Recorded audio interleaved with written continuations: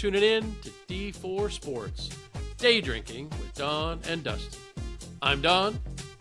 And I'm Dustin, and we're bringing you sports talk from around the world and drinking tips to make every game a winner. We appreciate you checking out our podcast. So now, live from Lubbock, Texas, and London, England, this is D4.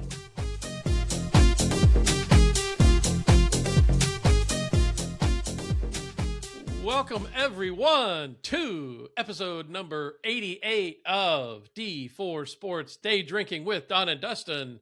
And Dustin, we could call this, I don't know, the Michael Irvin episode. We could call this I don't know who else is 88.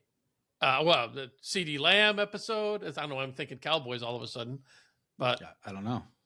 Yeah. They are notorious for the 88 wide receiver. So. Yeah, you go back even back in the day, Drew Pearson, 88. I know all my cowboy lore. We know you're a true fan. Patriots come secondary.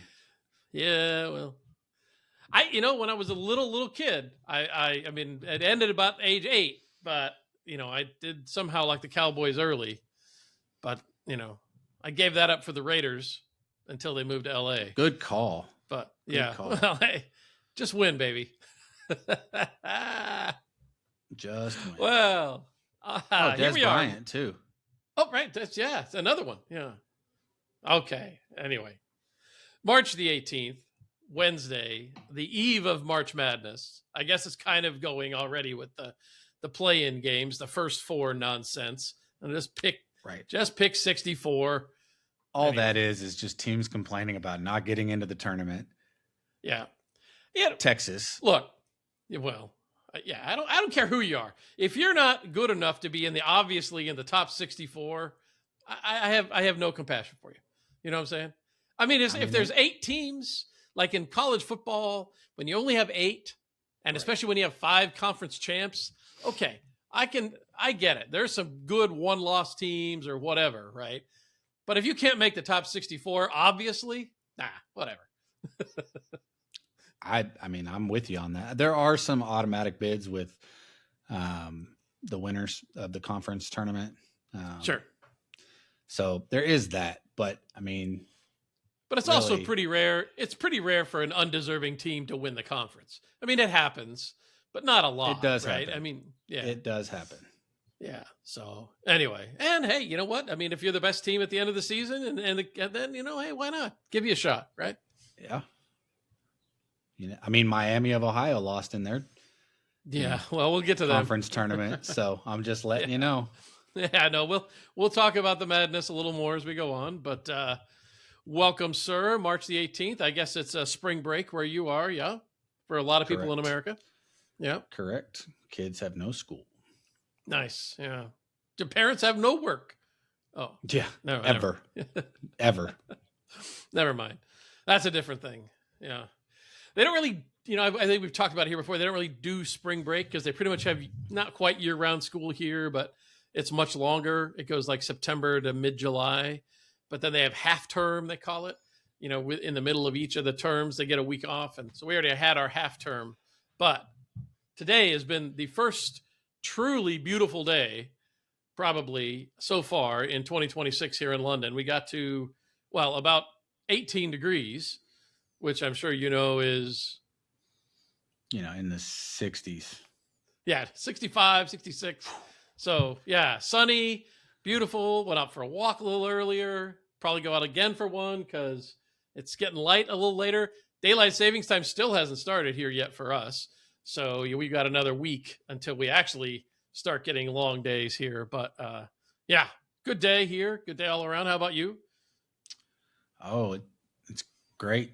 I mean, it's typical Lubbock. A couple days ago, 25 degrees. Today, high of 88. This weekend, we had 70-mile-an-hour winds. So, yeah, I mean, it is beautiful. Nothing but paradise. Yeah, that's what most people say about Lubbock. When I say, describe Lubbock for me in one word. Garden of Eden-esque. Prairie dogs. I don't know. Your choice. Yeah. Well, hey, we actually last week something interesting around here. It was theater week here in London, so my wife and I took the opportunity to go to the theater twice. We went and saw the Harry Potter and the Cursed Child on Wednesday, which is actually a 2-part show. It's at 2:00 and then it's 7:00, and that was a lot of fun. It was kind of a sequel to this Harry Potter series and lots of callbacks and stuff. So that was fun. And then on Friday, we went and saw Six, which was interesting, right? And Six is the story of the six wives right? of Henry VIII. Yeah. Yeah. But it was basically like a rock concert. It was like an hour and 15 minutes, and they just kind of, and they were great singers, and it was entertaining, and it was like, right. I don't know. I didn't really know what to expect, but I've heard some of the songs from it. Yeah. Okay. And, look at you, Holly's theater seen man. it and said that she enjoyed it. When she saw it, but haven't seen it. It was funny. Whole show. It was clever. It was everything. But anyway, so we did that bit of a spring break-esque sort of thing for us, but otherwise we're just kind of doing our thing out here in London. Enjoying the days as again the days are starting to get longer and people are finally starting to get a little bit of optimism since that it's not just bleak and gray and overcast and cold. So it's not nice, typical London weather. Yeah.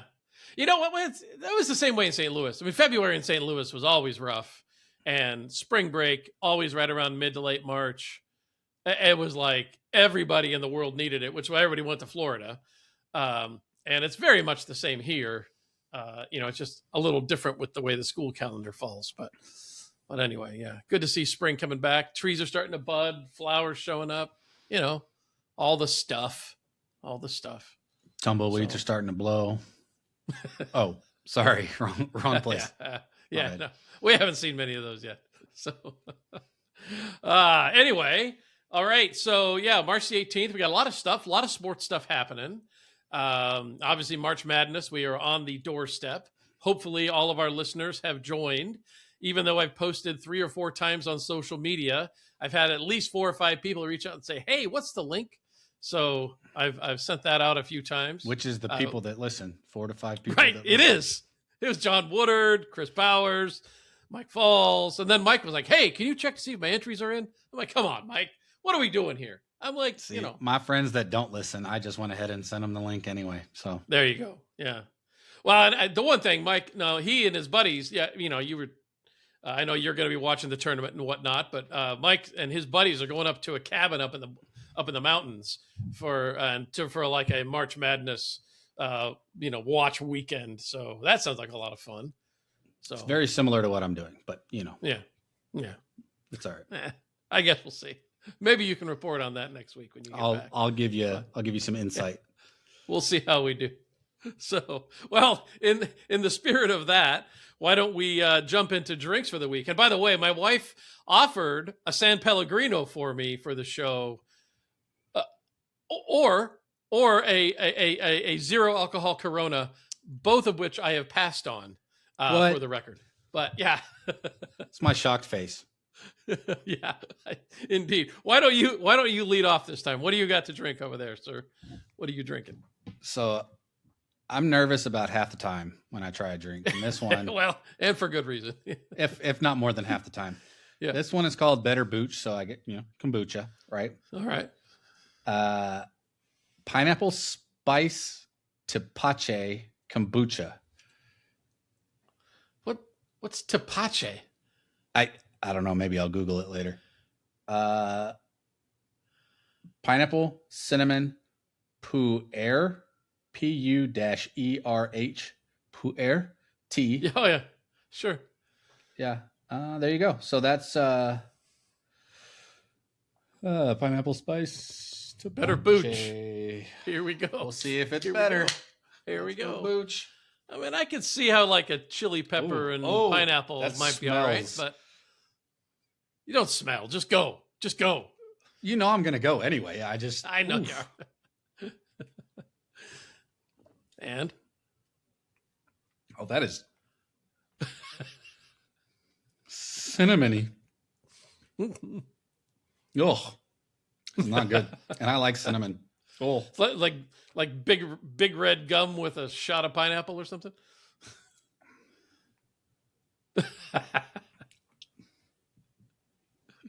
it's like pineapple that they just dumped cinnamon on. Nice. Good idea. Speaking of which went the other day with the kids to, I don't know if you remember Cece's, buffet pizza. Okay. Oh, I remember Cece's. Yep, Yeah. Yep. And I grabbed a dessert pizza. Oh. And I didn't realize what I had grabbed, and it was warm. And I took a bite, and it was apple, cinnamon, warm fruit. warm fruit, Cece's pizza. I took a bite, and you talk about instant regret. Instant regret. Complete opposite of instant gratification when you're like, that was good. Yeah. No, that was not it. I gently put my piece of pizza down, warm fruit pizza. It was not good. Yeah. So on to my next drink. This one is from Matt Houchin as well. Mm-hmm. It is a Ramune carbonated drink. I don't know how to pronounce this. Lychee, Lychee. Lychee. Lychee. Yeah. So it's a carbonated drink. Oh, okay. Yeah. So I've already got the lid off, but it doesn't pour out. Okay. You have to suck it out like a bottle or what? Well, you got to take this little contraption. There's a ball on the end, and it's a glass ball, and you push it down. Whoa! Oh, hello. I guess carbonated gives that away. I guess so. But then you can see the glass ball in there. So when you take a drink, you start to drink it, it goes and closes, gives you a portion, a shot each time.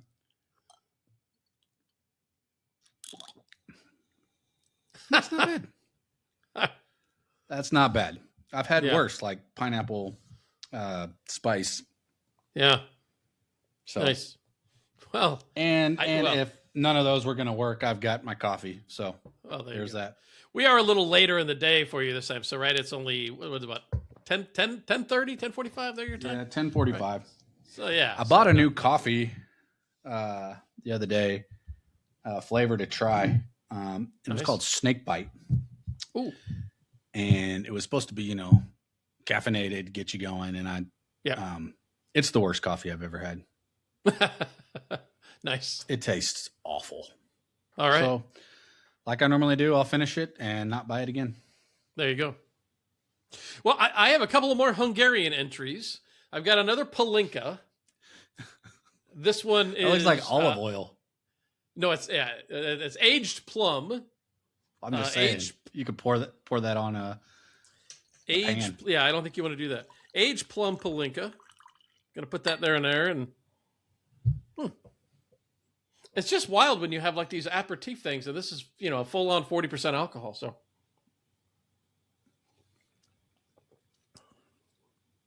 oh yeah, that's nice.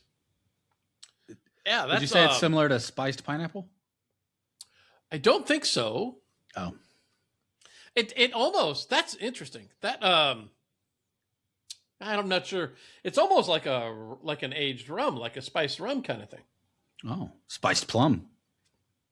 Yeah, look at us in the spice drinks. That's actually really quite good. Yeah, so similar to your San Pellegrino. Probably very much like it. I also have another entry in the Unicum to come later. This one, I don't know if that's the word for silver, Szilva, Zilva, Zilva. That's the Unicum Zilva. I'll have that one later because I don't want to have too many glasses going here. But we'll rock that bad boy a little later on. So a little more finishing up the Hungarian booze. I did have a really good pub night last week where we had I sent you some pictures along the way. I did. I You was only did. double parked once, but yeah, I had a beer, an espresso martini, 3 or 4 more beers. Then I went to some rum and cokes. It was a good night. Good night. Good friend of mine, Andy Gill, who recently left, took a new job, working down for a European conglomerate. And anyway, this was sort of his goodbye night, and we sent him off in style. So, yeah, good time at the pub. So, always nice. So there you go. All right, there's your drinks of the day. I will yield again to you. Give me your opening shot for the 18th of March. All right. So I read this the other day, and it was crazy sports facts that don't seem real. Okay. Okay. Do you know who Doc Ellis is? Yeah, basketball player, right? No. I know the name. Who's Doc Ellis? Doc Ellis threw a no-hitter Pitcher. in Okay, 1970 yeah. while on LSD. Well, all right. From 1990 to 1998, when Michael Jordan was on the Bulls, the team never experienced a 3-game losing streak. Wow. That's pretty good. That's impressive. That's pretty good. Yeah. Yeah. Former home run king Roger Maris never intentionally walked the year he hit his 61 home runs. Yeah. Okay. Interesting. I don't know enough about baseball to know if the intentional walk is a new development, but boy, you'd feel like at some point when you're hitting that many, you're like, yeah, just let him go. But well, I thought the same thing when I read it. Was back then, did they do an intentional walk, or did they just have the catcher like stand up, walk to the side, and throw it? Because I remember Barry Bonds. I mean, they intentionally walked him a lot. Oh yeah. In the year that he set his record for home runs, he also set the record for walks. I mean, because he got like 1 pitch a game to hit, kind of thing. Yeah, it was crazy. Yeah. From 89 to 98, Prairie View A&M football team lost 80 straight games. Solid. Yeah, I don't think that Free Lutheran even has that record. No, I mean that's impressive. This one was surprising, yet I'm not surprised by it. So, on average, less than 18 minutes of a baseball game is actual action. No, I believe that. I mean, because that's why I say I'm not surprised, but at the same time, it's like right. That's probably got to count foul balls though too. Because and that's got to count like 1 second for every pitch, and because there's only on average about 24 balls put in play in any game, right? So, and if you hit it hard off the bat and it goes straight to second base, right? Throw it to the shortstop and then to the first base for a double play. I mean, you're like, hey, that was a great play, and you're like, that took 4.8 seconds. yeah, yes, yeah, true. So, true. We all know, or I know me and you know, that in Wimbledon between Isner and Mahut, it lasted 11 hours and 5 minutes over 3 days, which was iconic. That was crazy. Also pretty much ended their careers, but whatever. Oh, for sure. They didn't do anything after that. Yeah. Mark Mosley, a kicker, won the NFL MVP in 1982. And they've got a picture of him right here, and his kicking shoe has like the flat end. Yeah. Well, he was a straight-on kicker. He's kicking it this way instead of that way. Yeah. He wasn't the soccer style. He was one of the last great straight-on kickers. Yeah.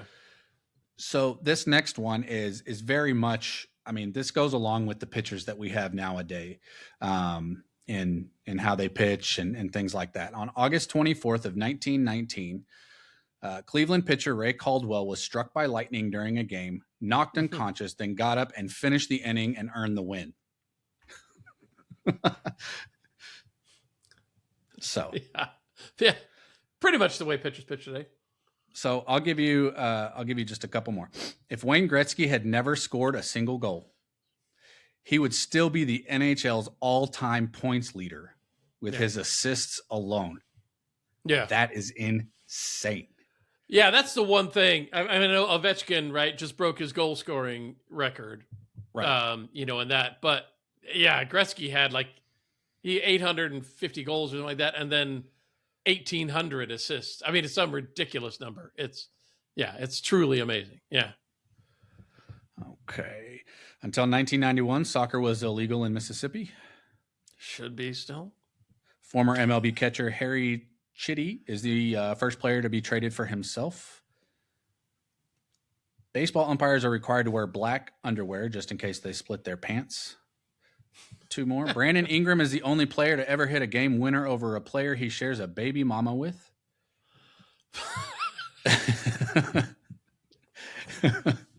All right. Hey, I didn't make these. Yeah. No, yeah, I guess not. Tom Brady has more playoff wins after his 37th birthday than any other QB has total in history. Yeah. Well, he played for another 7 years and was in the playoffs pretty much every year. So nice. Baby well, mama. all right. So I got so many things that had turned up in the last couple of weeks. Let me go with, so the College Sports Commission, right? This is the group that is overseeing the pay-to-play scheme in college sports, right? After the big lawsuit, the House settlement, which I know we talked about some on here, that allows schools to pay players directly. So the salary cap for college football has been set at $20.5 million, right?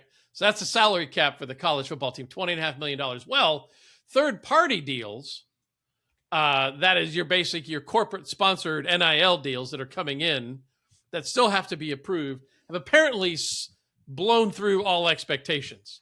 And they are at the point where most schools are now spending, in the Power 5 conference, are spending well over $30 million a year on salaries directly to the players. It's a 65% increase in total number in the total numbers of deals just in the last few weeks to augment what schools can pay their players. Because I guess, if you're going to college and there's, 100 guys on the team and the $20.5 million is just not going to be enough. It's hard to believe we're here, but this is where we are. And so this commission has been appointed, and they kind of drafted like a document in principle to enforce this stuff. But in order to enforce it, all 68 schools in the Big Four conferences have to sign it, which is not going to happen. And so it's just this whole thing. It's spiraling out of control. Literally, it went, and again, we don't want to get political here, but Trump weighed in. They went to and supposedly he says, I will have an executive order within 1 week and it will be very all encompassing. And he's going to solve it. He said, we'll get sued, but we're going to solve it. So I don't know what any of that means, but we are now at the point. Only thing I'll say to that is being sued for that is probably the least of his worries as of today. That may be true. That's all I'm going to say on the political front right now. Yeah, fair enough. But but taking that bit out, I just thought that was humorous because, of course. Anyway, we're at the point in college football where literally, in order to field a competitive team, you have to be willing to pay your players over $30 million a year. And that's just, it does look tasty when you drink it like that. And I mean, I just think back, it was 20 years ago, almost exactly, when Reggie Bush was stripped of his Heisman. Right? Yeah. Because, and there was all the talk about Cam Newton, right? When he was, because, there was, some money that went to his family and stuff. And here we are now in the same generation, and we are literally paying college football players millions of dollars directly from the school just to play. And then, of course, there's the other NIL. Wasn't there something recently, like right before all of this, where Ohio State players signed jerseys and gave it to a tattoo parlor for free tattoos? Yeah, that was the quarterback. I want to say Justin Caldwell, Fields, but I don't think that was right. Yeah, it was before that. We're not far removed from the time when coaches couldn't take a kid out to buy him a sandwich, right? Right. Like, yes, couldn't pay for an Uber to for him to ride home. And now something, I don't know what's going to happen, but something's got to give, right?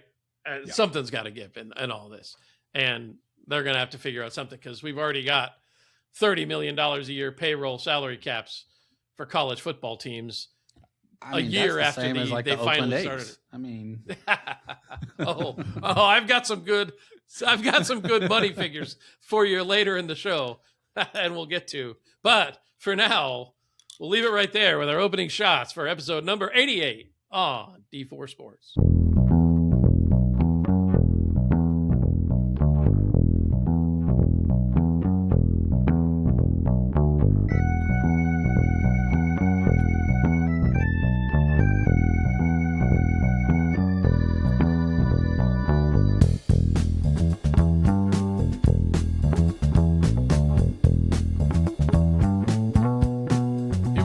Episode 88 of D4 Sports, laying aside politics. Although we were talking in the break that Dustin and I were thinking maybe we should start a political podcast. Satire podcast.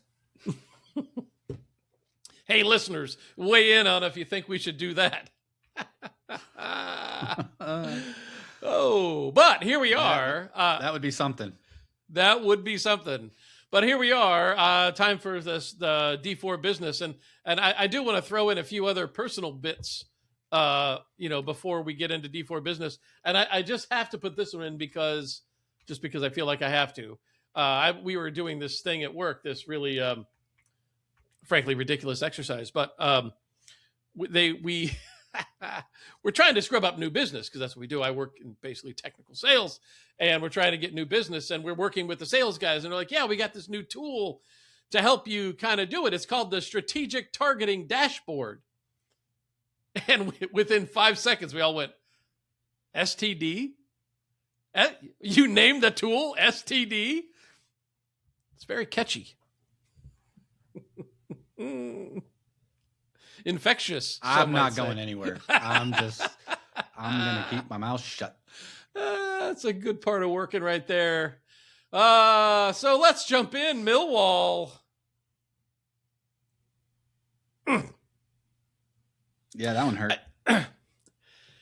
So anybody, I'm sure at home you're following along, right? I'm sure our listeners are paying attention and living and dying in the Millwall saga with us. But the bottom line is, everybody at the top of the table lost last week in the early game window. We're coming in with a chance playing Blackburn Rovers, who are a thorn in our side, have been for years, but they're at the bottom of the table.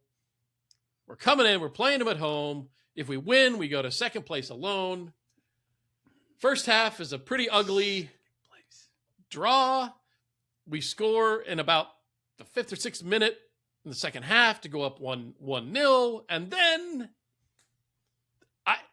have you seen the video of this? No, but I saw that there was a lot of comments about the officiating in this match. That was pretty bad. So they gave a red card, a straight red card, not like two yellows, a straight red card to this guy, Ryan Sturge. And look, I went back and I watched the video, and I am no football expert, but there is no way this was a red card. I mean, the guy didn't get knocked off the ball. He didn't go down. It wasn't in the box. The only thing, and the rule is, obviously, if a guy has a breakaway and you take him down, without really playing the ball, it's an automatic red card, right? Like taking away a free open shot. And the play was coming at the top of our defense, right? But he was by no means breaking away. We had 3 defenders in the area. The pass feeds to his side. Our guy comes over and makes contact with him, and he goes immediate red card, which is crazy. In fact, it's being reviewed and might even be reversed. Now, they're not going to reverse the outcome of the game, but the bottom line is we had to play a man down for the last 40 minutes of the game and held him off until the 80th minute. We gave up a goal in 80th and 85th minute. And then we ourselves, Femi Aziz gets taken down in the box on a guy who did not play the ball. Not only did they not call a penalty, they didn't call anything. They didn't give a card. They didn't get nothing. And it was like, what? Now, I literally have guys at work telling me, there's a conspiracy that they're not going to let Millwall get promoted. And they're half serious because Millwall is not a beloved team. But that was a rough game. We ended up losing 2-1. We're still tied fourth. We're tied for third. We're technically fourth on goal differential. And we're still right in the thick of things. And our next two matches are the two that are going to matter. Middlesbrough and Ipswich. They're the second and third, both away, which is to our favor, which is second and third place teams. These matches will probably determine who gets the second spot and the automatic promotion bid. Right. Yeah. What do you... I think on some level, I mean, referees are going to be referees. They're going to make their choices in the heat of the moment. Yeah. You can't reverse the call. Or, I mean, no. You can reverse a red card and that he can play next game. And kind of like in baseball with the imperfect no-hitter, or what was it called? Yeah. Where the Detroit Tigers pitcher had a perfect game going, the blown call on the last out of the game. On the last out, and you can't reverse that, right? So umpires, referees, whatever, they make their call. They make their call. The question is, are you able to, or are you going to hold them accountable for what they do in the game? Right. So, they want to reverse the red card to a yellow card, great. But can you actually hold the official to accountability? Say, we're not going to let you referee the next 2 weeks or something. I mean, I don't know what there is in regard to that. Sure. But that's tough, especially for a team that is battling for promotion and to better themselves as a team, as a organization. That's big, because Blackburn winning that game doesn't help Blackburn. I guess it does a little bit in the sense that keeps him a little bit further away from relegation. Yeah, they were getting not close. So they much. They were flirting with it. Yeah, but not so much. Yeah, and look, you watch football, you watch baseball, and you get a strikeout that's called at an inopportune time. You get a missed call on the bases. It can be game altering. In soccer, if you get a red card, you're off, and you don't get to sub in. We had to play a man down for half the match, and shots from that point on were like 10-1 to Blackburn. I mean, it's just you have to just concentrate on defense from that point. So your attack is basically sacrificed. I mean, that's a game altering decision. And it was, again, I mean, I don't watch a lot of soccer, but I've seen that not called. I mean, as often as not, frankly. I mean, there was just nothing. There was not much there. So that was rough. That was a tough pill to swallow. Just that they lost anyway, but then in the way that they lost and the impact of that. And they are looking at, again, it is under review. They might reverse the red card. And that would be about as much of a slap on the wrist as that official is going to get, right? I don't know what they'll do in terms of actual discipline for the official or whatever. But yeah, that was rough. That was tough. But that's where we are with Millwall. I would say, however, you remember the story we talked about Morocco and Senegal, and when in the African Championship in January, when Senegal walked off the pitch, right? They were mad because they came back and reversed the decision and gave Morocco the championship and forced Senegal to forfeit just this week.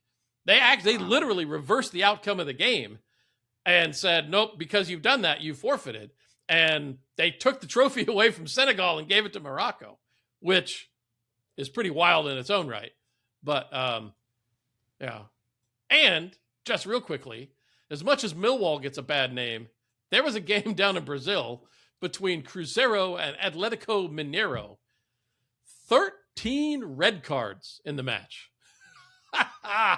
There was a brawl. I mean, it was a brawl.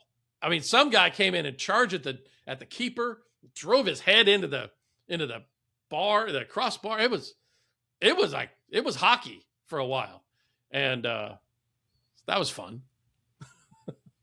It's not a lot of players. Yeah, no pitch afterwards. Yeah, no, there was 7-on-7. I don't know what they were playing. That would have been a lot, but anyway. All right, real quick, Premier League. I had a decent week. You had an okay week. I'm still fourth. You're still fifth, right? Mm-hmm. Or did you slide to sixth? No, I'm still fifth. Yeah. I can't gain any ground. I can't gain any ground on the guys at the top, and I'm 100 points behind still anyway. So trying to maintain my interest. I'm setting my lineup each week, but it's over. I mean, the only thing I can do is try something drastic. Well, I would just say pay attention this week if you haven't noticed, because there's some teams not playing. So. Oh, I've noticed, and I've already done the drastic. All right. So, we'll see how it turns out. Yeah, we'll see how that goes. That should be a lot of fun. What else we got? And obviously, once again, March Madness. Let's join the March Madness game. All right, give me your thoughts going into the tournament. Miami, what do you think of Miami, Ohio getting a play-in game?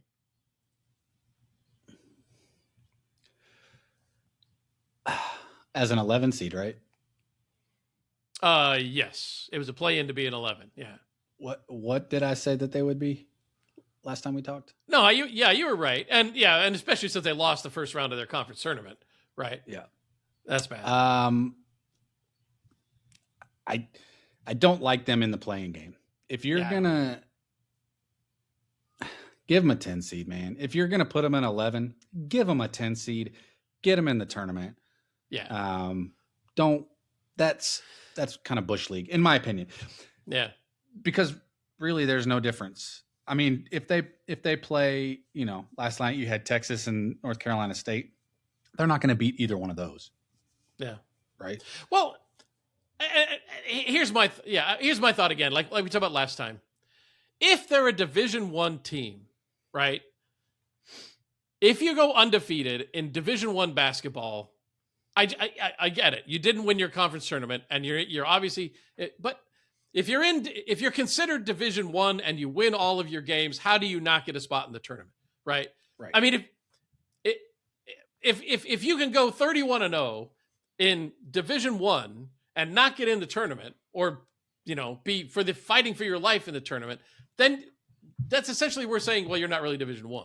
That's my only beef with it. Right. It's like, okay, yeah, I get it. Don't seed them, especially, again, how they flopped out. They crashed out in their conference tournament. Fair enough. But right. I don't know. Yeah, you can't say those 31 games are meaningless. And that's basically what the committee did, right? So they're basically meaningless games. And yeah. So I think put them in a 9 or a 10 seed. I mean, they are playing SMU, who I've watched a couple times this year. If Miami of Ohio is an undefeated regular season team, they do have a good chance of beating SMU. Sure. So, I mean, they've given them an opportunity, but not really. Yeah. Yeah. I mean, I don't like the playing game. The playing game is like, I don't either. I don't barely like it made in it. general. Yeah. So give them a 10 or a 12. Don't give them the 11. It's not really in the tournament yet. You got to play into it. Like they deserve to be in it. So if you're really going to be that organization that just says, hey, here's what we think your regular season was worth. Yeah. I don't know. I just, it's like, again, if you're D1 and you go undefeated, you should make the tournament, right? That's what I think. I mean, otherwise you're basically saying your conference is not worth anything. And if the conference isn't worth anything, then put them in Division II, right? I mean, but anyway, I don't know anything about Miami of Ohio. Obviously, I look at their schedule. I know they didn't play any of the powerhouse teams. They didn't play anybody significant. So I get all that, but I don't know. It just seems to me to be a really kind of arrogant decision by the NCAA to do that sort of thing. But the tournament in general, who you got, who do you like? You don't have to tell me who you picked. We'll know that in a couple days. But there's a lot of good teams. Mm-hmm. I think the top number 1 seeds, Duke, Florida, Michigan, and Arizona are all really good. I've seen all of them play a lot this year. Mm-hmm. So any of those 4 have a good chance. The 2 seeds have a good chance. It's dark horse. I don't know. Dark horse. I don't know. Like, I mean, I'm not going to say Tech. I had them losing to Alabama in the second round, but now I may have to think that one through because their second leading scorer just got kicked off the team for being arrested for drugs. At Alabama or Tex? At Alabama. Oh, okay. So, oops. Yeah. I mean, they still have a lot of good players, but sure. Yeah, I mean, Ohio State's good. If they're hitting their shots, they're tough to beat, but they're, I can't remember, 2 or 3 seed. Okay. I don't know. I don't really. Illinois is 2 up and down. They're a 3 seed. Purdue is 2 up and down. Same with Michigan State. I know those are all Big Ten schools. Duke is good. They're really good, but Tech somehow beat them this year. Houston's good, but Tech somehow beat them this year. Yeah. They beat Arizona this year. I don't know. There'll be some good games.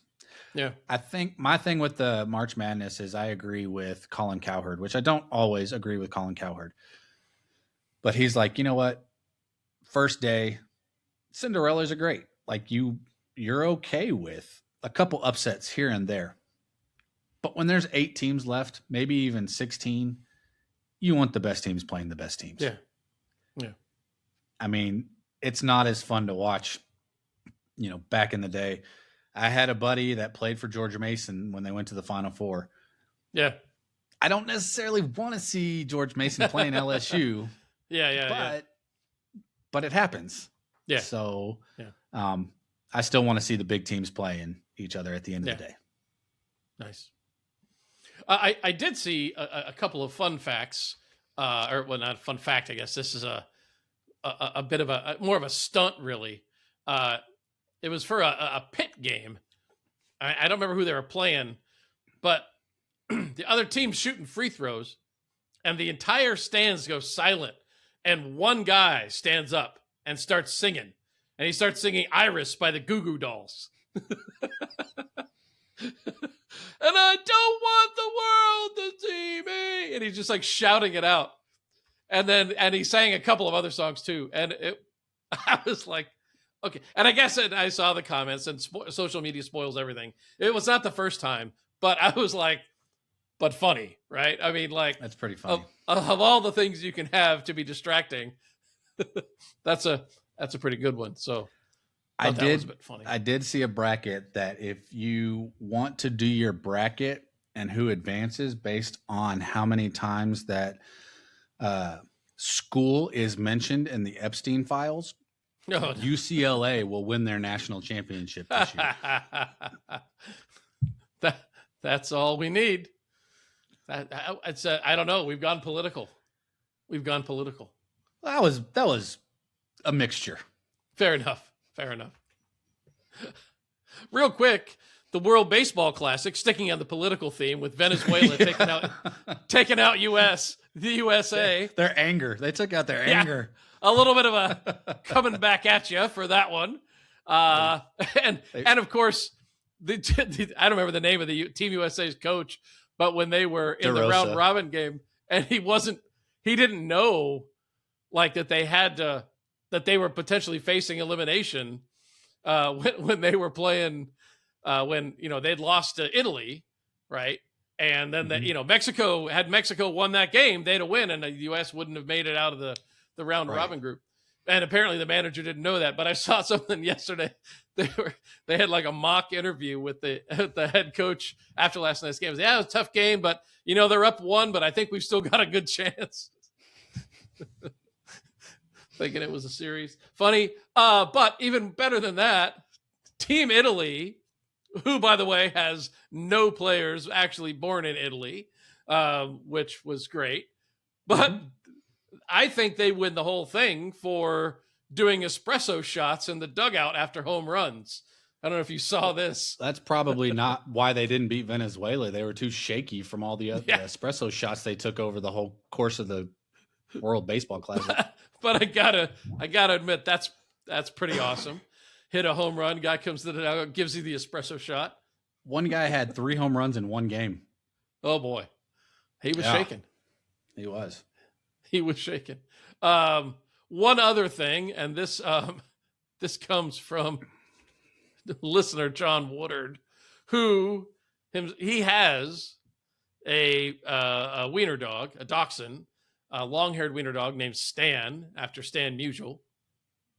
But they've also bred some wiener dogs. I've actually got some little miniature wiener dogs. But he sent me the Sioux Falls Stampede.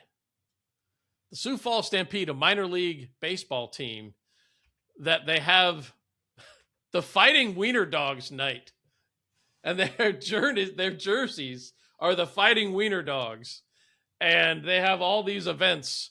They've been doing this for 18 years. They have a big race. They have a bunch of other jersey to sell, and they have the Fighting Wiener Dogs on their jerseys. From a marketing standpoint, it is hard to beat minor league baseball. Absolutely. Amarillo's got the sod poodles. Speaking of which, did you see the video? Did you see the video I sent you today of the mutton riding? What's it called? We were talking about the rodeo and the sheep. What did you call it when they're riding the sheep? Mutton busting. Did you see the video I sent you? The mutton busting gone wrong? No, I'll have to look at it. Sheep, the revenge of the sheep, baby. I'm assuming the sheep wasn't too happy about the scenario that they were put in. No, and responded accordingly. But yeah, man, the world of sports, you just gotta like it. You just gotta like it. All right. Any other D4 business? Nope. All right. Well, there it is. D4 business for episode 88 of D4 Sports.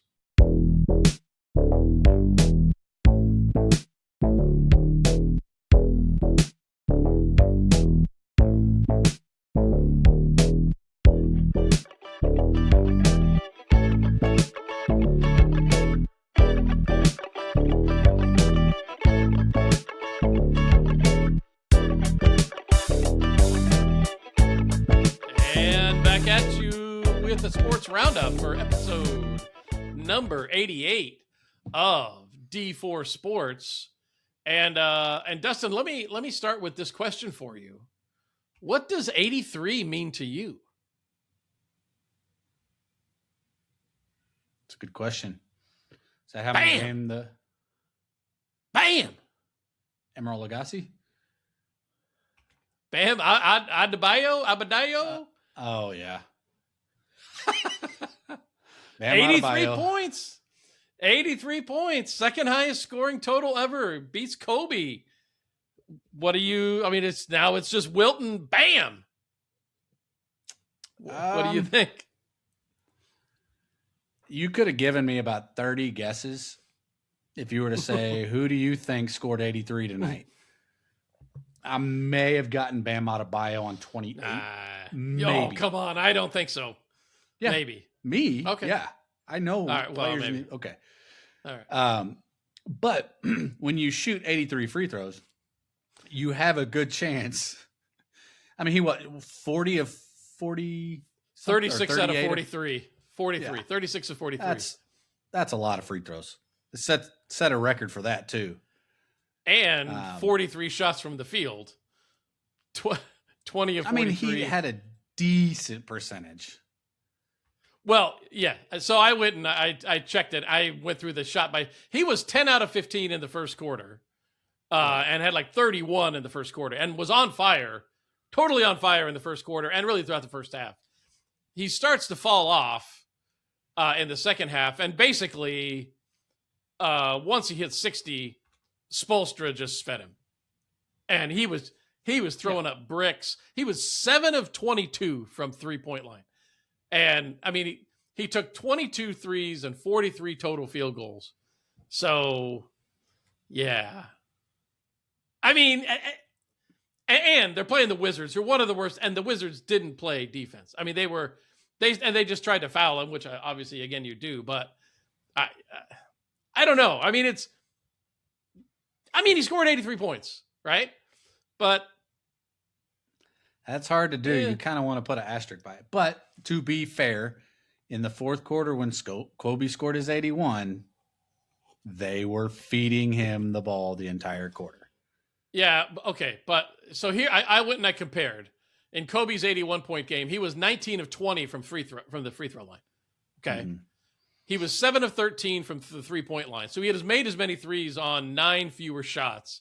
And he was overall 28 of 46 from the field. So Bam is the first guy to score 60 or more, I think, and be less than 50% from the field. Yeah. He only shot 37% in the second half. Right. And by comparison, when Wilt scored 100, he was 28 for 32 from the free throw line and 36 of 63 from the field, which is still more than 50%, but 63 shots is a lot of shots. By the way, he also had 25 rebounds in that game. So, I mean, probably a lot of them were offensive putbacks. Yeah, the Angel Reese effect. Yeah, so congratulations to Bam Adebayo, 83 points, second highest game ever. But yeah, it did feel a little okay. Partially given to him. Yeah, I mean, yeah, it's almost. I don't have a problem with coaches who would just be like, look, if you're having the game of your life, feed it to him, right? When Adrian Peterson ran for 295 or whatever it was, once you get 200 yards in the game in the third quarter, yeah, feed him the ball, right? Just let him go for it. And this is one of the reasons I hate Sean Payton more than anything. You remember the Kamara game? The Thanksgiving Day game with Alvin Kamara. Yes. When he had 6 touchdowns. And they gave it to Taysom Hill for a touchdown from 1st and goal to 1. And they give it to Taysom Hill. I'm like, what are you doing? You got a chance to give him 7 touchdowns. And you give it. Yeah. Bad. Speaking of Taysom Hill. No, I actually have a Taysom. He's in my notes. Mm-hmm. Fun fact. The New Orleans Saints will pay $50 million in dead cap money to 2 players this year. You know who those 2 players are? Taysom Hill.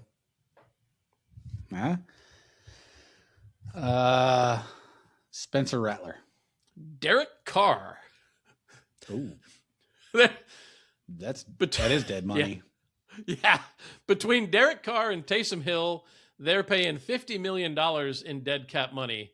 And they are playing with about $80 million less in active roster salary than the rest of the league.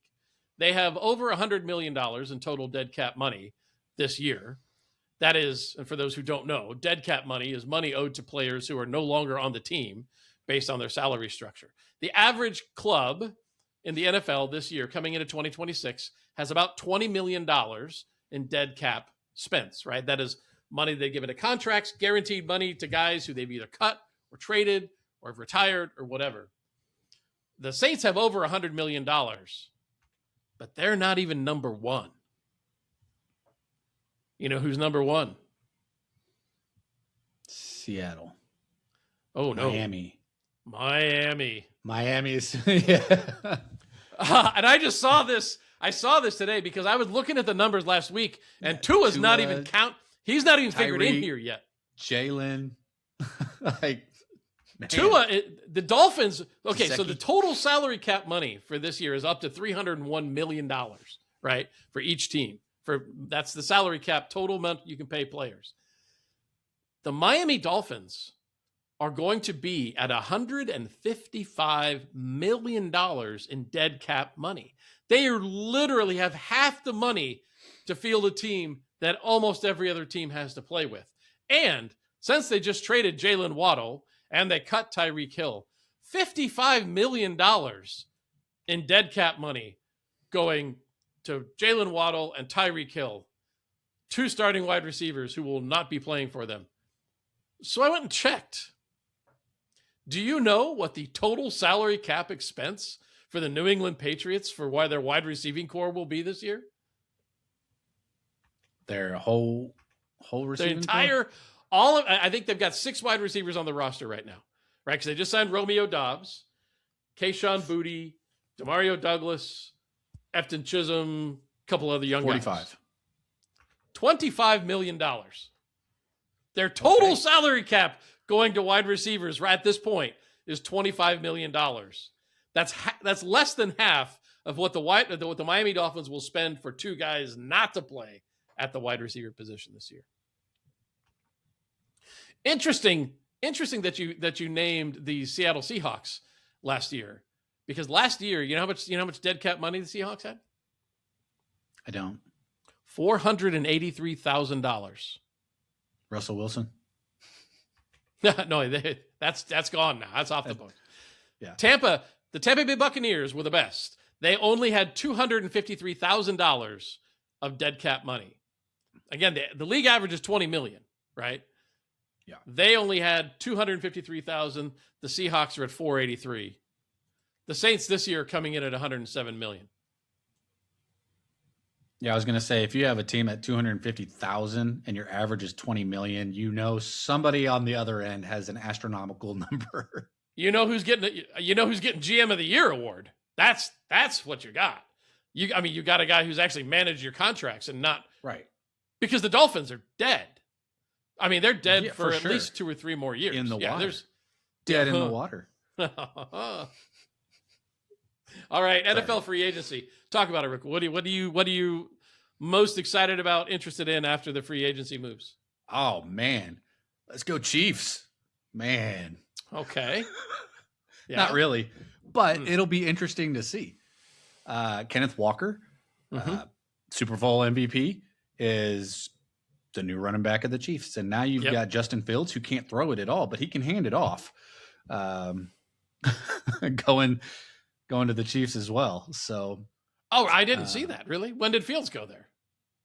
Just 2 days ago, maybe. Okay, I did not see that. Well, right, because Mahomes is out. Yeah, think he's out the whole season? Most. Yeah, I mean, at best, he's probably coming back week 12-ish. But now you got me questioning what I read.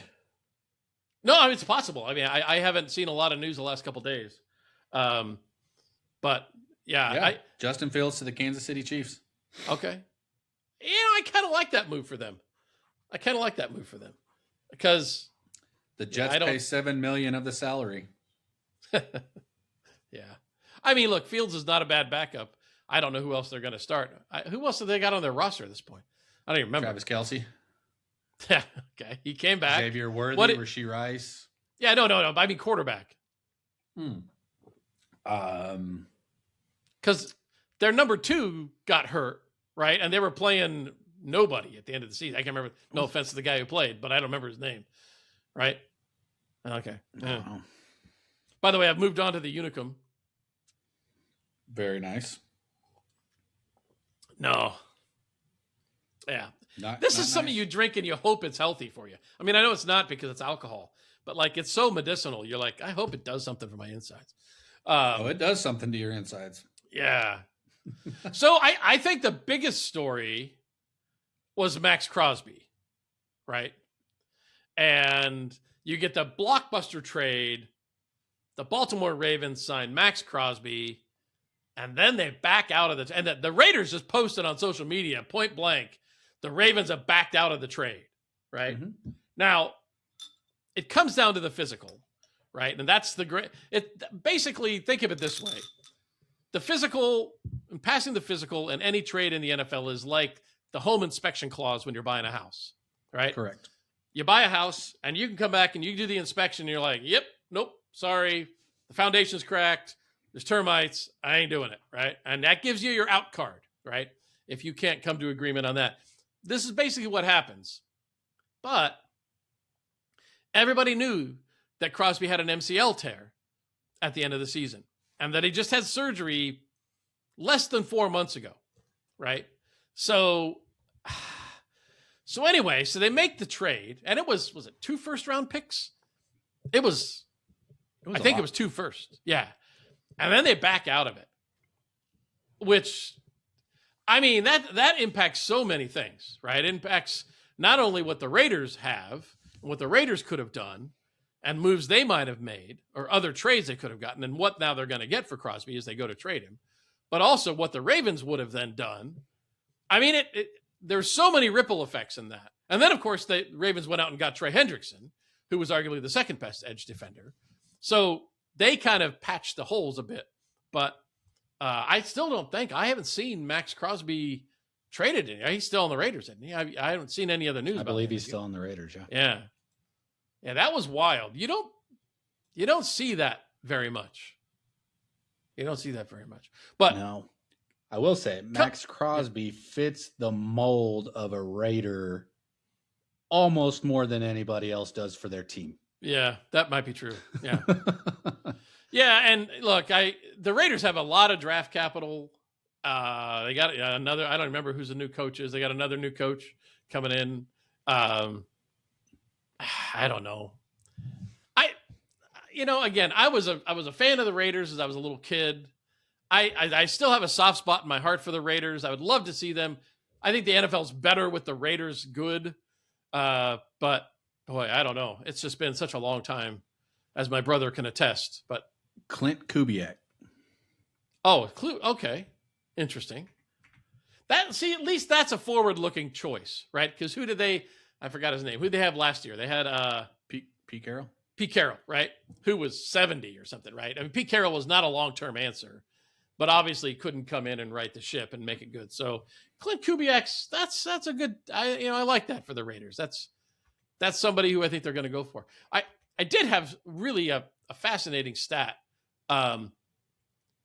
Hendrickson. So number one, Max Crosby, I think has played more snaps in the NFL than like anybody over the last 5 years, or of any defensive player, I think. So he's got a lot of wear and tear on him, which might be part of it. But Trey Hendrickson has played a lot too. But here, listen to this stat. Trey Hendrickson, out of 178 front seven players to record 1,000 snaps versus the run since 2020, Hendrickson ranks dead last in tackle percentage. 7.3% against the run. Number 178 out of 178. And you go, okay, he's not paid to be a run stopper, but he is a defensive end, and you don't want to be dead last. You don't want to be dead last in anything. I don't care what stat you're talking about, but so that was eye-opening. But especially for as much as they talk about, he is a good player. I'm not trying to take that away from him. He's a great player. But when you think of great players, you don't think that they're going to be dead last in, one specific. I guess you want to be dead last in interceptions thrown, but right. But that's different, right? That's not tackles against the run, which is kind of what defense does, right? Real quick, Michael Pittman to the Steelers, Mike Evans to the Niners. That's going to be interesting. I know he's older, but he still had a pretty good year for. He got hurt, right? And yeah, but you think he's still got it in him? I mean, I think he's better than Brandon Ayuk. Well, at this point, everybody's better than Brandon Ayuk because he doesn't play any football. Well, that's true too. Very, very true. Okay, then. Malik Willis signs as the starter for the Dolphins after playing 2 decent games with the Packers. Is this just Miami just doing something to get a body on the field, do you think? Or who you going to go get? You don't have any money to buy anybody. Well, that's true. That's true. Well, they have Quinn Ewers, right? They do. Actually, Ewers played all right last year. So, I don't know. So you're not going to spend a ton of money to go get a big name player because you have a youngster on your team that he's going to have to get reps. But they paid Willis quite a bit of money. And so I went and I checked Malik Willis's career history, right? Actually, I thought he played more this year than he did. He didn't play that much. Malik Willis is 3-2 in career starts. He started a grand total of 5 games. He's only thrown 20 or more passes in a game one time. One time he's only thrown 20. And the one game that he won in Tennessee, Derrick Henry ran for 219 yards and 3 touchdowns. So I don't know if I almost want to say he's the second coming of Matt Flynn. You know, I mean, he's better than Peter. But I didn't even, I don't know, man. All right. And Kyler to the Vikings. Kyler to Minnesota. Your favorite player to the Cardinals. Gardner Minshew, baby. Oh, okay, nice. Yeah, all right. Well, I love me some Minshew. I know. Yeah, Minshew is the new, in my opinion, like Ryan Fitzpatrick. Oh yeah, like personality wise. Yeah, plays on, raw 40, energy and emotion. 40 of the 32 teams he has played on. Yeah.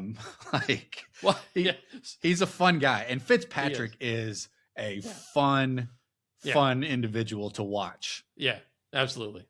Yeah, Gardner's never had quite the numbers or quite the flash that Fitzpatrick had, but yeah, no, but he's still fun, and he's got that personality to go with him.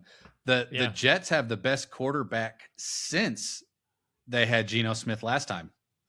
Yeah. I saw a stat that Geno Smith going to the Jets this year is the best quarterback the Jets have had since Geno Smith was there last time. And there were numbers to back it up. I know. Yeah. That's so New York Jets. Yeah, it is. That really is. All right. Real quick. Medvedev takes down Alcaraz and then pushes Sinner to the limit at Indian Wells. Right? Sinner wins it. 2 tiebreakers. Medvedev showing up on the hard courts. Alcaraz has a 16-match losing streak snapped. Signs of things to come, or just a good match? Probably just a good match. Yeah. I mean, Medvedev's best on hard courts. That's what I was going to say. Medvedev on hard court is really, it's a tough out. Mm-hmm. Medvedev is a great player. So you can't take much away from him. He is a head case. But if I think it's especially on fast hard courts. Yeah, on fast hard courts, so hard, and especially in 2 out of 3. 2 out of 3 can go either way a lot easier. But anyway, so that's that was a tennis thing, and I'm sure you saw this.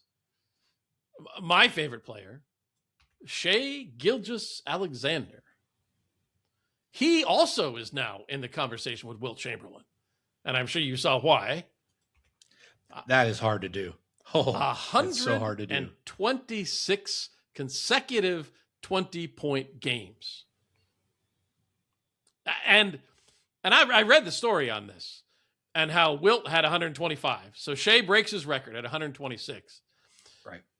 Only like one other player's even gotten like within 8 at 80. And I can't remember who that is now.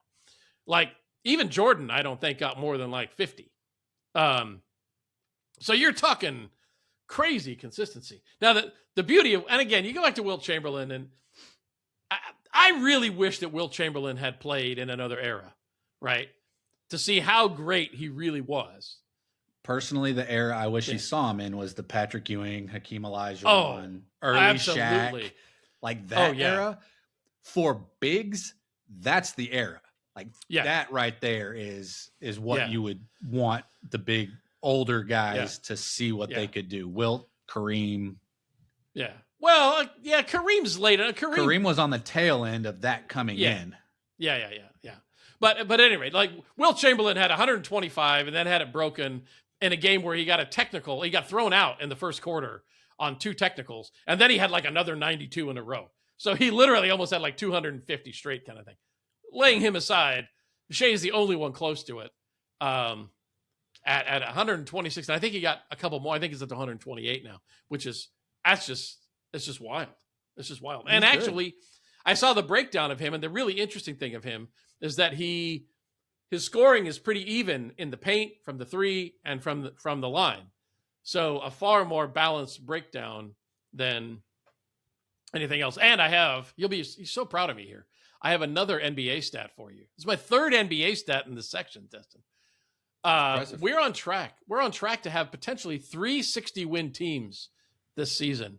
Detroit, Oklahoma City, and San Antonio.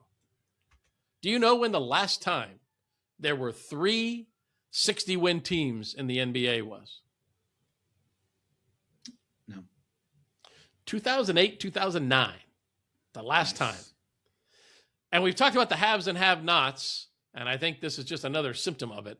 The fact that you've got 3 teams. Early in the season, you were looking at maybe 4, maybe even 5, and a couple of teams fell off the pace. But 3 60-win teams that's like 3 teams in the NFL winning 15 games. You know, it's hard to do. It's hard to do.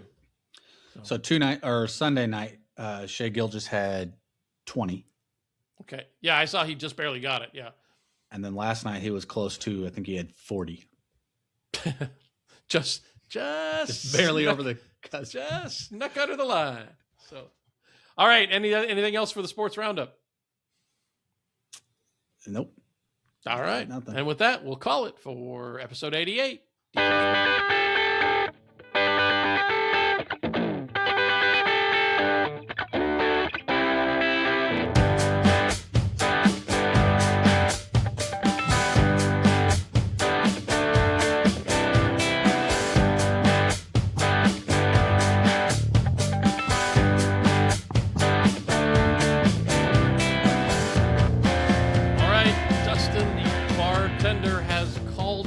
Last call for episode 88, and I want to start with one real quick one.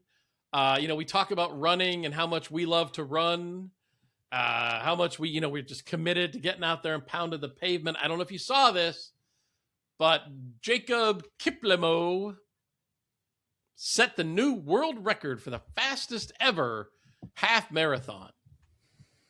57 minutes and 20 seconds. For those keeping track at home, that is 4 minutes and 22 seconds per mile. 13 consecutive 4-minute, 22-second miles. Pedestrian. I couldn't bike that time. No chance. That's insane. Insane. That is insane. All right. What do you got for me? So I went the same route as my opening shots. Okay. Crazy stats. Mm-hmm. The most unbelievable stats in NFL history. Volume 10. Volume 1 for us, but yeah. Vince Wilfork ran a faster 40-yard dash than Tom Brady. Very similar body types. Please, if you're listening and don't know who Vince Wilfork is, just Google him, please. And just go watch Tom Brady's 40-yard dash. Right, that too. Frank Gore tore his ACL twice in college. He now holds the record for most games played by a running back in NFL history. Well, he's got a good surgeon. In 1962, George Blanda threw 42 interceptions in 14 games. They went 11-3. Yeah. And I think he was the MVP that year. Yeah. So going off what you said earlier, in 2007, Adrian Peterson broke the single game rushing record with 296 yards. It 43 in the first half. Yeah. I remember the game. Yeah. No, he had like 3 80-yard runs. It was ridiculous. Yeah. It's crazy. Yeah. Ben Roethlisberger had 2 games of 6+ passing touchdowns in his career. He did them in back-to-back weeks. Nice. Fantasy wide receiver, goal, baby. Right. Yeah. Wide receiver Mohamed Sanu, that's a name you haven't heard in a while. Yeah. Threw a 73-yard touchdown before catching his first career reception. Nice. During a 2012 game between the Patriots and the Jets, New England scored 3 touchdowns in 52 seconds. That's the butt fumble game. Yeah. Jets. Yeah, they had scored, and I think the butt fumble was like the first play after that, and New England recovered it and ran in for a touchdown, and then the next play was like an interception pick 6. Yeah. Good stuff. Marcus Allen is the only player in history to win a college football title, Heisman, NFL MVP, Super Bowl title, and Super Bowl MVP. That's but what have you done for me lately? fair enough. I don't remember if I've actually brought it up. His brother, I think I might have talked about this one time. His brother holds all sorts of records, I think, in like the Canadian Football League, if I'm not mistaken. I think Marcus Allen's brother. I'm going to have to double check that. Something about his brother was big. And I had it in my notes. That's not surprising. I mean, Marcus Allen was a decent football player. Marcus Allen was awesome. He was but that was back one of the funnest guys to watch. Yeah. He was the ultimate. He was the guy who always dove over the pile from the 1 yard line and would it was incredible. His vertical was incredible. Yeah. And my last one, during a 2001 game, the Chiefs outgained the Raiders 447 to 264 in total yards, and they won the turnover battle 5-1. They also lost the game 28 to 26. Yeah. Well, that just goes to show you that anything can happen, but it doesn't usually. So right. There you go. So just all like right, if we're being honest, real quick, if we're being honest, that the Patriots, Falcons, like it, if you were to play that game 9 more times, the Patriots win that one game. That's it. Yeah. No, I agree. I agree. It's coached differently. It's different play, things like that, right? It is. They don't come back and win that. But one game was the culmination of all the things going right. Yeah. And I mean, I could say a lot of things about that game, obviously, as a Patriots fan. But if you go back and watch it 10 times, not only did Belichick absolutely coach that game perfectly from the time they actually started playing. I mean, Brady played almost perfect football. And the Falcons also made some critical mistakes. I mean, it was an absolute perfect storm of momentum, perfect execution when it absolutely had to happen, and perfect coaching. I mean, it was everything. So, yeah, I agree with you on that. All right. Louisiana Tech football currently has 20 games scheduled for next season, including 2 doubleheaders. They literally, so, and I can't remember which conference is it, but they're trying to get out of their conference. It's like between the MAC and Conference USA, and they're leaving one and joining the other. See, I thought they were Conference USA. Okay, I think they're Conference USA. They're going to the MAC or something to this effect, and they're trying to leave a year early, and so they've scheduled, but they're already scheduled, and like the one they're leaving, like the Conference USA is like not letting them out of their agreements and stuff. And so there's this whole thing right now, but I just saw like right now they are literally scheduled for 20 games and 2 doubleheaders next year, which I don't know if you'd field an A team and a B team. I don't know what you do if you can't get out of that, but I thought that was fun. If you can't get out of it and it's already scheduled, you go to the game of the conference you want to be in and you're like, we'll forfeit that one. We'll go 8-12. Yeah. No other team in the country has that record. 20-0, baby. Somebody, I saw that on social media, and somebody's like, yeah, 6-14 and you're bowl eligible. That's right, man. We're 2 of the 18 in the playoff. If you're going to cheat in sports, I have found the sport you do not want to cheat in. Any guess what it is? I'll give you this. I'll give you a hint. We have never talked about it on D4 Sports.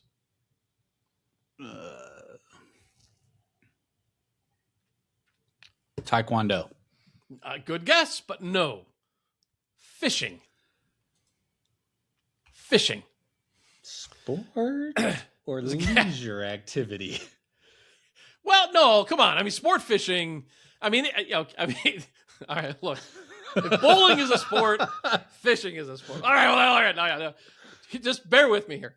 Dude enters a fishing tournament wins the tournament, and they discover that he has planted weights in like the gills or in the fish. So he's cheated, right? So what do you think the penalty is, right? You're disqualified, right? Maybe banned. You don't get to fish. No. Dude's arrested. Flogging. The dude was arrested and is facing up to $10,000 fines and 10 years in prison because it's a fish and game violation, right? So you're like, it's a violation of the regional, and they're like, you don't cheat in a fishing tournament. And so, so he was arrested. We'll see what actually ended up happening. I'll see if I can follow the story, but the dude literally facing $10,000 in fines and 10 years in prison for tampering with the fish. So don't mess with the fisherman, baby. Man. Big mouth bass. What are you don't in play. for? Hard time. Fish. Oh, you wouldn't. You don't survive in here with that kind of record, buddy. I don't know if this is a new high or a new low for D4. I don't know. We're imitating prisoner talk and joking about a man who might lose his livelihood. And we've mentioned politics. Yeah, we have. We're going to... Why do you have to bring it back up? Because I'm entrenched. Well, March Madness. That pretty much sums up the world at this point. I mean, it's been a pretty wild month. And we're coming into the tournament. You never know what's going to happen. And here we go. Any last thoughts for our good listeners? Good luck out there. I hope your brackets don't get busted. Unless mine starts to, then I really hope yours goes downhill quickly. We'll see how that goes. Until next time, good listeners, get your brackets in, watch the games, and D4 Sports is brought to you by Don and Dustin, and by our sponsors, Sports and Day Drinking. Special thanks go to Trey Klein for providing the music behind D4, and all our friends and family for supporting us throughout this effort.